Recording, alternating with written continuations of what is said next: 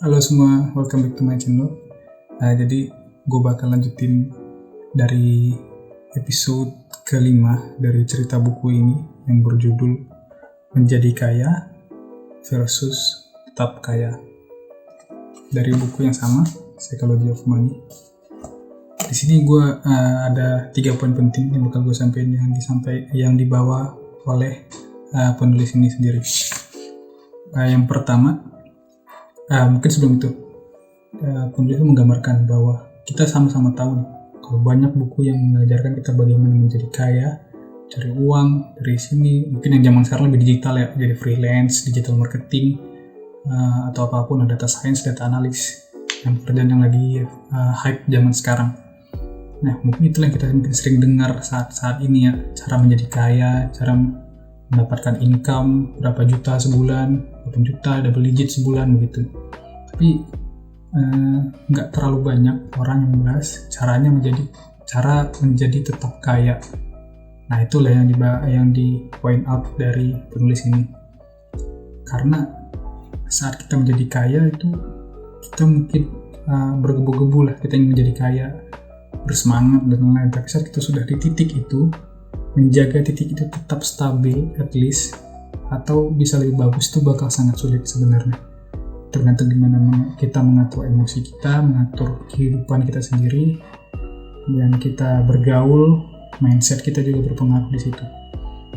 Nah, poin yang ingin gue sampaikan kepada lo semua dari bab yang kelima ini, ada 3 sebenarnya yang gue rangkum yang di point out dari penulis ini. Gimana caranya pola pikir yang baik untuk kita bisa bertahan di dunia nyata ini sendiri. Yang pertama adalah bersabar. Nah, dia memberikan gambaran kalau saat kita melihat orang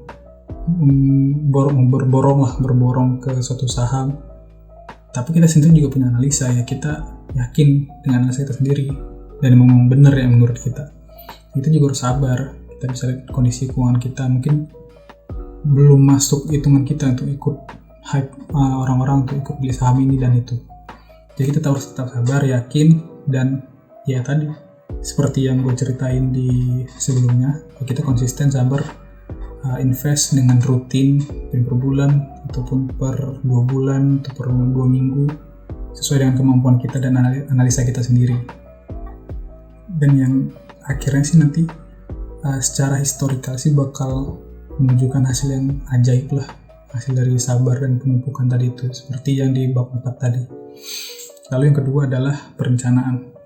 Nah, perencanaan ini sendiri penulis mengatakan kalau kita bisa berencana untuk hal yang optimis, tapi kita harus juga berencana untuk hal-hal yang mungkin tidak sesuai dengan rencana kita.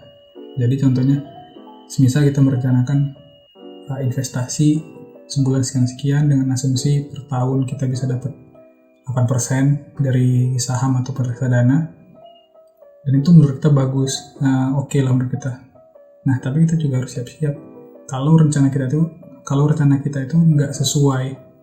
Semisal ya, gue berharap, analisa gue mengatakan gue bakal dapat 8% setahun ini, selama 30 tahun gue bakal dapat segini. Tapi kalau kondisi market itu hanya memberikan gain kepada gue tuh sekitar 4 ataupun 3%, ya gue tetap oke gitu. Nah, angkanya itu sendiri juga harus kita pelajari sebenarnya. Kita baca berita, baca analisa keuangan, cari-cari di Google lah, atau dengar Spotify dan lain-lain, ya untuk mengambil gue masih oke nih kalau market outlook ke depan ini hanya tumbuh sekian persen. Nah, hal itu sendiri bakal berhubungan dengan poin ketiga, yang dimana poin ketiga adalah kepribadian ataupun diri sendiri.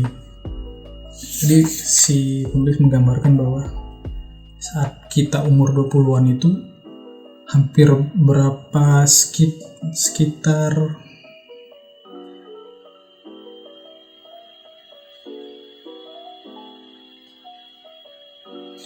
pada saat kita umur 20-an itu hampir setengah sambungan saraf kita tuh lebih sedikit dibandingkan saat kita umur 20-an. Saat kita umur 20 itu kita hanya memiliki setengah jumlah saraf lebih sedikit dibandingkan saat kita umur 2 tahun. Nah, tapi kondisi nyatanya saat kita umur 20-an itu kita lebih pintar, lebih cerdas, lebih hebat lah dibandingkan anak umur 2 tahun kan. Nah, maksud penulis ini adalah di saat kita membuang ataupun mengalami kerusakan dalam diri kita, bukan berarti kita itu jelek, ataupun kita mengalami kegagalan bukan berarti kita itu jelek. Ya, mungkin aja itu adalah bagian dari proses dimana kita bisa menjadi orang yang sukses ataupun hebat lah di investasi dalam waktu yang lama, periode yang lama itu sendiri. Nah, jadi penulis menggambarkan gimana pentingnya keyakinan untuk diri sendiri, pengendalian diri kepada atas apa analisa dan strategi finansial yang kita ambil itu. Itu sih 3 poin utama yang akan gue bahas di bab kelima ini. Nanti gue bakal lanjut ke bab 6. Hopefully bakal gue upload dalam waktu dekat sih. Jadi jangan lupa like, comment, dan subscribe channel gue. Terima kasih.